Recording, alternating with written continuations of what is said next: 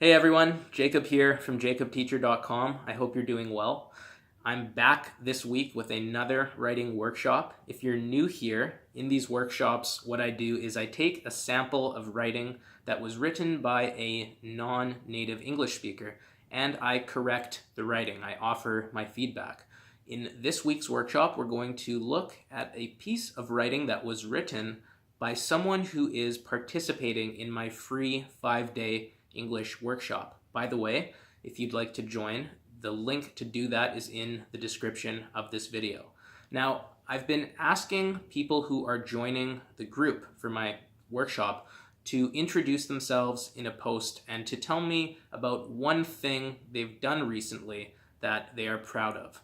This person instead chose to talk about a goal that she has in life, something that she wants to achieve. And we're going to take a look at what she wrote right now. I'm just going to change screens. I hope you enjoy.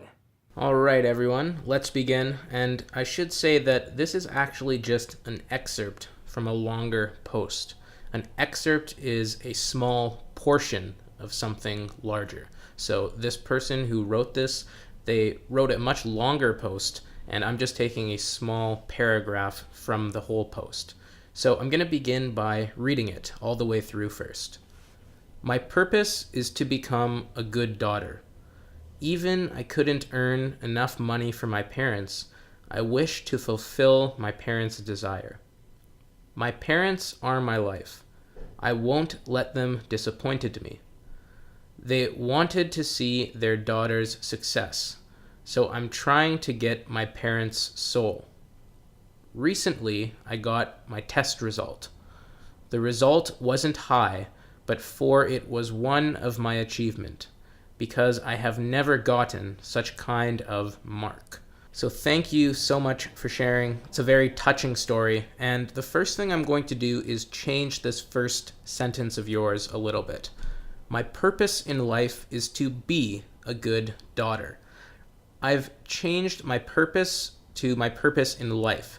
That just sounds a little better to me. It's a little more specific. I think that you're talking about one of your life's goals. And we often use this phrase, my purpose in life, to refer to that. Now, this is a matter of style. You could say my purpose is to become a good daughter. That's totally fine. You could say my purpose in life is to be a good daughter. That's okay. It's entirely a matter of style here. So whatever you want to choose. I changed become to be, and I did this for a specific reason. The difference between become and be is subtle. We often use both of these words interchangeably, but to be focuses more on the actual state of being. To become focuses more on the transformation into another state. So I'll give you an example. In this cup, there is water. I used the verb to be here. In this cup, there is water. If I put this cup in the freezer, the water will become ice. So notice I'm focusing on the state right now with to be, and I'm focusing on the transformation with to become. Okay. Now again, you can use these verbs interchangeably a lot of the time. It really depends on what you want to communicate. In this sentence, I think you're talking about being a good daughter, permanently being a good daughter. You don't just want to become a good daughter, you want to always be a good daughter. It's a subtle difference. And again, you could say my purpose is to become a good daughter. That's totally fine. But I wanted to use the word be here to focus on that state of being. Let's keep going. Even I couldn't earn enough money for my parents, I wish to fulfill my parents' desire. Okay, I'm going to show you something quite cool that you can do stylistically here. Okay, so even if I'm unable to earn enough money to help my parents, I'd like to fulfill their dream. And notice how I ended this sentence with what's called in English a colon. So we use a colon. We use it in many different ways in English, but one way is to clarify what we're talking about in the previous sentence. So in this sentence right now, even if I'm unable to earn enough money to help my parents, I'd like to fulfill their dream. You mention your parents' dream, but we, as the reader, we don't know what your parents' dream is yet. So to introduce that dream, you can use a colon here. They want to see their daughter succeed. So what the colon communicates here is that this is your parents' dream, that they want to see you succeed. And I changed succeed to the present tense. In your example, you wrote, they wanted to see their daughter's success. I wrote, they want to. They wanted to in the past, I'm sure, and they also want to always. They're always going to want to see you succeed in life. Now, this next sentence that you have, so I'm trying to get my parents' soul, I'm going to get rid of that sentence entirely. What I think you're trying to say in this sentence is that essentially you want to make your parents proud. You want to fulfill their desire. You want to fulfill their dream. And I think you've successfully communicated that already. The second reason I don't like this sentence is because of the word soul. Soul is quite a difficult word. It's very complex. It's difficult to know exactly what you mean by the word soul here. So I don't think you need the sentence. I'm going to get rid of it completely. Let's keep going. Recently, I got my test results. Now, in the future, you're going to want to specify what test you're talking about because the reader doesn't know. I'm assuming you're talking in this case about an English test that you wrote, but the average reader won't know this. You could be talking about a medical test or your driver's test, who knows? So in the future, just try to be specific about exactly what kind of test you wrote. So recently I got my test results. Now I'm going to combine the last two sentences that you wrote into one sentence, one nice long sentence. I'm going to teach you a few phrases that will be very helpful to know as well. So, my score wasn't high, relatively speaking, but it was the highest score I've ever achieved, and I consider that a step in the right direction.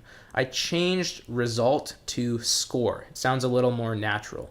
You could also say my mark, my grade, my score. When I was in middle school and elementary school, and in high school too probably, whenever we got our tests back, we always used to nervously walk around the classroom and ask each other, what grade did you get? What score did you get? What was your mark on the test? So you could also say grade there too. That would sound quite natural.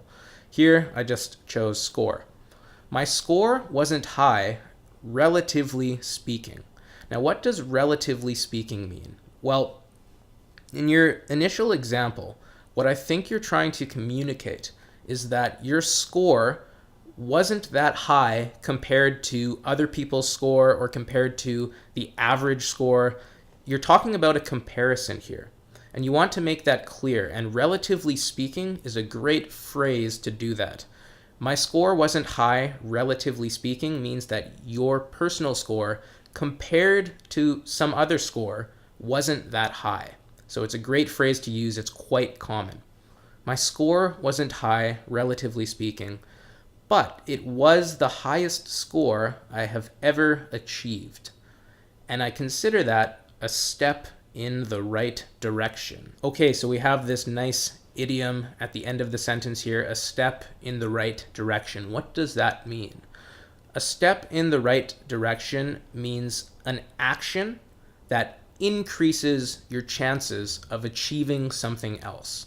Okay, so what are you talking about in this paragraph? First, you're talking about your purpose in life. You're talking about a goal that you want to achieve, and that is to fulfill your parents' dream. At the end of the paragraph, you're talking about a score that you got, a grade on a test that you consider an achievement. So that score that you achieved on your test, you could say that it was a step in the right direction. You moved a little closer to achieving your ultimate goal of being a good daughter. You're more likely to achieve that goal. You're moving in the right direction. Think of it literally. Like imagine if I want to go to the bank, let's say, and I literally take one step towards the bank. I'm taking a step in the right direction. If my goal is to get to the bank and I move towards the bank, that's increasing the likelihood that I will get to the bank. So it's a nice idiom that you can use here, and I think that it nicely ties your whole paragraph together. Okay, so that is it for this paragraph. I'm going to read the whole thing once through. My purpose in life is to be a good daughter. Even if I'm unable to earn enough money to help my parents, I'd like to fulfill their dream. They want to see their daughter succeed. Recently, I got my test results. My score wasn't high, relatively speaking, but it was the highest score I've ever achieved, and I consider that a step in the right direction. Okay, so I hope you found this writing workshop helpful, everyone. Thank you so much to this person who wrote this. Thank you for sharing. It was a very touching story, and I was extremely happy to read it. I hope you all have a great week, and I will be back again next week with another writing workshop. Take care, everyone. Bye-bye.